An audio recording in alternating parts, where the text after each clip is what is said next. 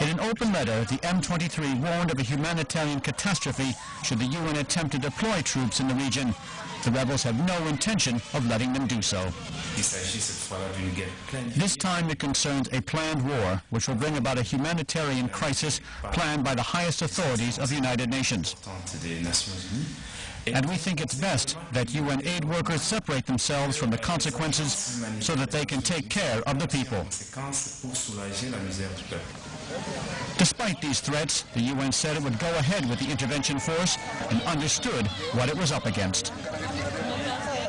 We will not be told what to do or how to react because of the opinions of certain people, especially those of armed groups who are the cause of this insecurity.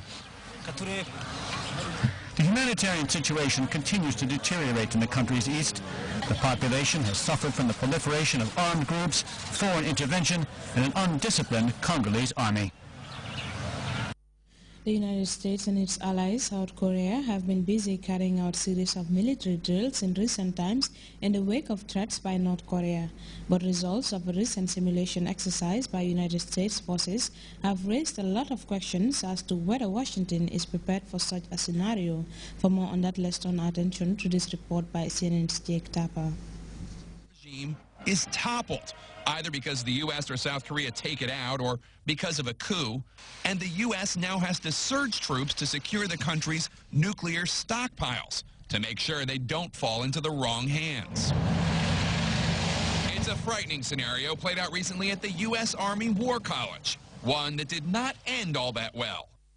The military set the scene for their war game in the fictitious land of North Brownland, essentially an alias for North Korea. It was a family regime that had nuclear weapons, lost control of nuclear weapons. The population was considered to be essentially brainwashed. Paul McCleary, a writer for Defense News, was present as the military officials debated the plans. U.S. troops, he says, had immediate problems surging into the North Korea-like country.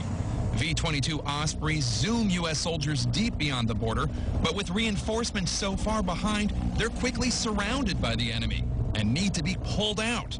American troops eventually make it over the border, but with nuclear sites located in populated areas, their mission grows more difficult. U.S. forces make humanitarian aid drops to draw people out of the cities. And they made the game as difficult as possible to really test their capabilities. They haven't really spent a lot of time or money modernizing their nuclear and chemical troops. So that's a big concern. It takes the U.S. a staggering 56 days and a huge force of 90,000 troops to secure the country's nuclear weapons, seen by many as way too long and way too many troops. We're not very well prepared to deal with a collapsed North Korea. North Korea expert Bruce Bennett says his numbers for containing the regime's nuclear arsenal run much higher, 200,000 troops. That's larger than the forces in Iraq and Afghanistan at its peak. We would have to send perhaps a third of our army to South Korea in order to deal with the weapons of mass destruction. It's thought that North Korea has 100 sites linked to their nuclear and missile program, but with a black tarp shrouding intelligence on the locations, U.S. troops would likely have to fight their way through the country to find and secure them. North Korea has about 1.2 million people in the military. That's a very large military for us to deal with, but they also have, according to the South Korean Defense Ministry, about 200,000 special forces. And those special forces would be prepared to fight you like Taliban or the Iraqi insurgents. Of course, the Army was quick to remind us that the fictional North Brownland might not be North Korea expressly, but any one of the 28 countries that have weapons of mass destruction capabilities. Jake Tapper, CNN, Washington. Former Pakistani President Pervez Musharraf is trying to make a political comeback, but things have not been going according to plan. Musharraf returned from self-exile to run in upcoming elections, but he is facing hosts of obstacles. CNN's Nick Rabatsin gives us an insight in this report. Pakistan's former military ruler is back at his old house, planning a return to power. But he may be there much longer than he expected. It's a sprawling estate in one of Pakistan's most sought-after neighborhoods, and he's just learned that the Supreme Court is barring him from international travel. Good morning. How are you? Very good, thank you very much.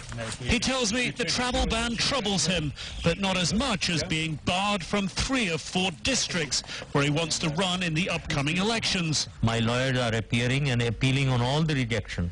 They are all absolutely frivolous, absolutely baseless, and malicious. Since he got back last month, the upsets have been mounting, a less than triumphant return, greeted by hundreds of supporters, not hundreds of thousands, as he hoped. He blames the government for the cancellation of his rally that day. One political analyst I met tells me Musharraf has miscalculated his whole return. The political forces in the country and the new power center, the Supreme Court, is all pitted against him. So this is not the Pakistan where a former military dictator would be welcome. His popularity peaked over a decade ago. An army commando in a respected military, taking power in a bloodless coup, replacing a corrupt and inept government. A political honeymoon followed. Back then it seemed he could hardly do wrong.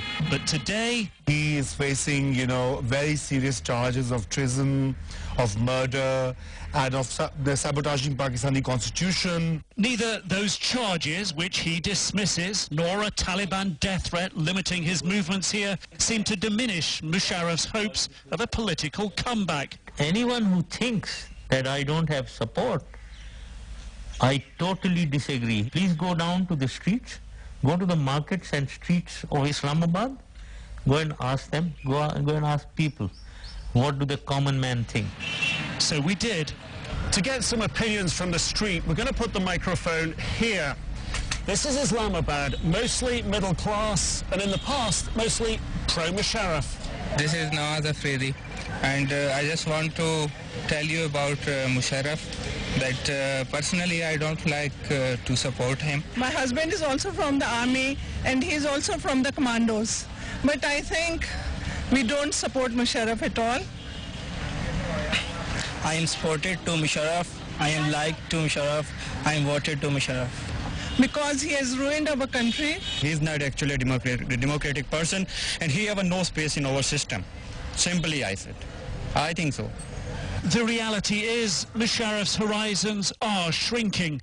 He may have the trappings of power, but to many Pakistanis, he's yesterday's man. Nick Robertson, CNN, Islamabad, Pakistan. Time now to take our second break. Stay tuned.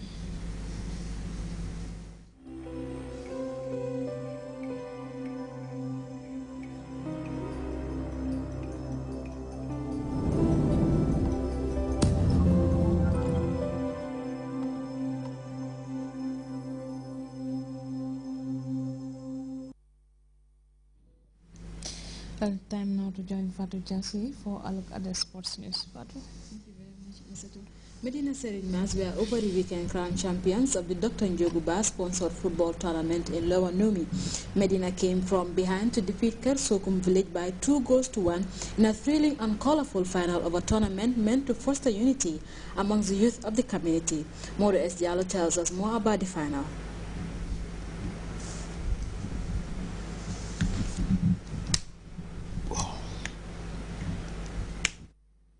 Like the previous tournament, this year's final was no different as thousands of fans, among them dignitaries, stormed the Medina Serimas football field to cheer their respective teams. The fanfare was electric and the atmosphere was colorful, with some astonishing display by some of the fans.